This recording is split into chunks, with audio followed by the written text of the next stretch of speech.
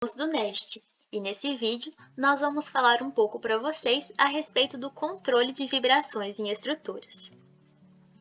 Atualmente, as novas tecnologias e os novos materiais desenvolvidos estão fazendo com que as estruturas possam assumir formas cada vez mais altas e esbeltas, como essas aí das figuras. A esbeltez das estruturas está diretamente relacionada com a flexibilidade, e a maior flexibilidade acarreta o aumento das vibrações, que podem ocasionar desconforto nos usuários, além de causar danos às construções.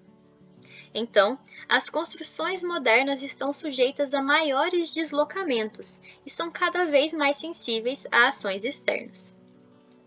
Essas ações externas incluem principalmente a ação dos ventos, abalos sísmicos, o uso de maquinários e também o tráfego intenso. Mas afinal, o que é o controle de vibrações? Bom, esse tipo de intervenção consiste basicamente na aplicação de dispositivos ou equipamentos que dissipam energia, ajudando dessa maneira a reduzir as vibrações excessivas nas estruturas. O controle de vibrações, então, permite aumentar o conforto dos usuários e também ajuda a reduzir de maneira significativa a possibilidade de danos nas estruturas em função das ações externas. Esses dispositivos ou equipamentos são conhecidos como amortecedores de vibração e podem ser do tipo passivos, ativos, semiativos ou ainda híbridos. Começando então pelo sistema de controle passivo. Esses tipos de dispositivos não necessitam do uso de qualquer fonte externa de energia para agirem, e são muito atrativos com relação à confiabilidade e também a respeito do custo direto e com manutenção. Eles podem ser do tipo absorçores, dissipadores ou isoladores, sendo os absorçores os amortecedores de massa sintonizada ou líquido sintonizado, os dissipadores, amortecedores viscosos, viscoelásticos, friccionais ou metálicos, e os isoladores do tipo isolamento de base. Com relação aos absorçores do tipo massa sintonizada, podemos dizer que são dispositivos mecânicos compostos por uma massa, que é ligada à estrutura por meio de uma mola e de um amortecedor. Quando esse equipamento está devidamente sintonizado, ele introduz uma compensação de fase ao movimento do sistema principal, reduzindo dessa maneira o seu comportamento dinâmico. Eles costumam ser muito eficazes no controle de vibrações do tipo harmônicas, e é importante destacar que cada dispositivo só pode atenuar a resposta de um modo de vibração específico. E nessa imagem, vocês podem observar o edifício Taipei 101, na China, onde um TMD foi implementado.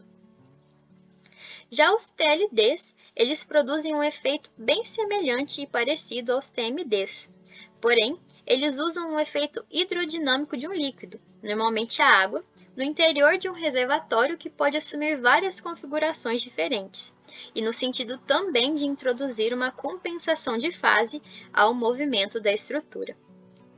Eles são mais interessantes para funcionarem em estruturas nas quais os sistemas apresentem uma baixa frequência de vibração, e eles também são bem atrativos do ponto de vista econômico, já que são facilmente sintonizados. E nessas imagens, vocês podem observar uma ponte no Japão, na qual foi utilizado também esse tipo de amortecedor. Já com relação aos passivos dissipadores, como o próprio nome diz, são dispositivos que ajudam a dissipar energia mecânica induzida pelas ações dinâmicas exteriores, servindo de complemento aos mecanismos de dissipação desenvolvidos pelas seções dos elementos estruturais. Eles também possuem elevada confiabilidade e reduzido custo direto e de manutenção. No entanto, é necessário lembrar que eles só funcionam depois da estrutura já estar afetada pelas vibrações. Como eu já citei anteriormente, eles podem ser amortecedores do tipo viscosos, viscoelásticos, friccionais ou metálicos, e em cada uma dessas imagens há exemplos de casos onde cada um deles foi utilizado. Outro tipo de sistema de controle passivo se trata do sistema passivo isolador. Este tipo de sistema tem como princípio o isolamento da base com o restante da estrutura, ou seja, ele procura eliminar as ligações horizontais do solo da fundação com o restante da estrutura, recorrendo a dispositivos de apoio dotados de baixa rigidez lateral. O movimento horizontal do sistema tende a ficar independente do movimento do terreno nessa direção, e a estrutura passa a funcionar quase como um corpo rígido, separado da fundação. Porém, este tipo de sistema passivo, o sistema passivo isolador, tem algumas limitações. Eles não são recomendados para estruturas localizadas em solos cuja resposta dinâmica à ação sísmica seja dominada por movimentos oscilatórios de baixa frequência, e também edifícios altos de grande esbelteza, que são vulneráveis a problemas de estabilidade global a ações horizontais. Aqui no canto inferior direito, temos um exemplo de um sistema de isolamento de base do Hospital da Luz em Portugal. Analisando essa imagem, conseguimos perceber visualmente que a estrutura da base e a estrutura do edifício em si, elas atuam de forma independente, com relações a esforços laterais. Quando ocorre a atividade sísmica, os abalos sísmicos, a base ela continua atuando na direção horizontal, na direção da atividade sísmica, enquanto a estrutura se mantém intacta, sem acompanhar este movimento.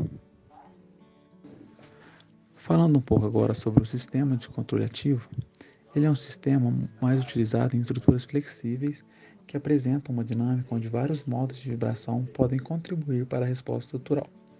Esse tipo de sistema possui um grau de confiabilidade superior ao sistema passivo, porém possui um alto custo de implantação e de manutenção. Além disso, em algumas circunstâncias, esse sistema se torna falível, porque o sistema de controle ativo ele tem a necessidade da utilização de energia elétrica, ou seja, ele precisa de energia para funcionar. Em alguns casos, onde há queda de energia em abalos sísmicos, se ocorrer realmente a queda de energia, esse sistema para de funcionar pois não terá o consumo energético. Em grande parte das aplicações, concentra-se na utilização de amortecedores de massa ativa, que denominamos de AMD, pois são melhores adaptados nas seções onde os principais modos de vibração têm componentes modais significativos. Aqui temos a imagem de dois AMDs de 1,2 toneladas cada um, que foi utilizado no edifício Kyobashi Center em Tóquio, no Japão. Falando um pouco sobre o sistema semiativo, eles são denominados de passivos inteligentes. Ele é uma combinação entre o sistema ativo e o sistema passivo, porque dissipam energia tal como os sistemas passivos, porém com adaptabilidade, já que possuem a capacidade de se ajustarem em face da resposta efetiva da estrutura.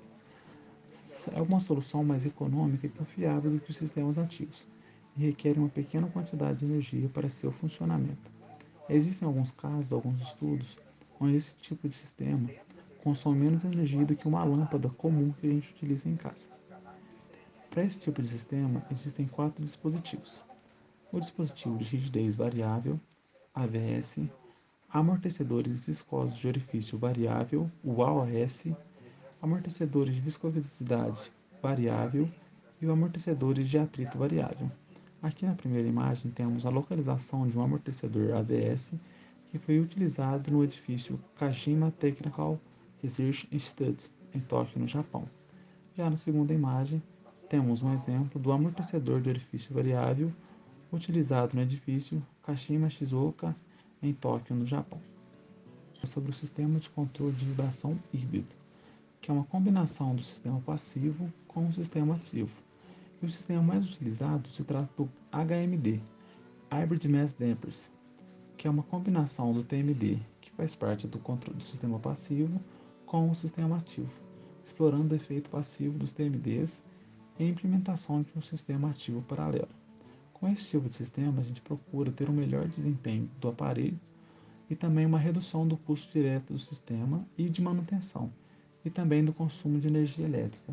Novamente frisando, pois esse consumo de energia, em casos de abalo sísmico e atividades sísmicas, geralmente ocorre essa queda de energia.